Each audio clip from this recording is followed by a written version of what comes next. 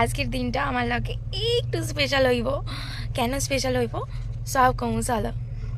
কাম থেকে আইয়াই একদম বেড়াই পড়ছি, মনটা খুব খুশি, যাবো পছন্দের জায়গায়। এটা হচ্ছে দ্বিতীয় হুগলি ব্রিজ, দেখছো লেখা আছে ওয়েলকাম, কত সুন্দর না।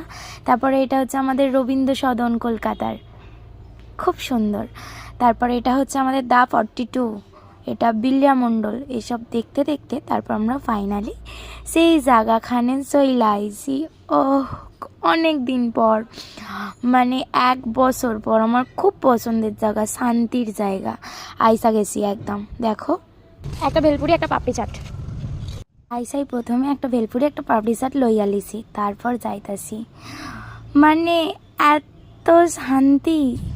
সকালে করতেছিলাম না একটু স্পেশাল, এই জন্য সব থেকে পছন্দের জায়গা এটা ময়দান, খুব খুশি লাগছে। লেবু চা খাইছি, লেবু চা খাইয়া নিজের মধ্যে একটু টাইম স্পেন্ড করছি, খুব খুশি আজকে আমি। চলো আজকের মতো এখানেই টাটা।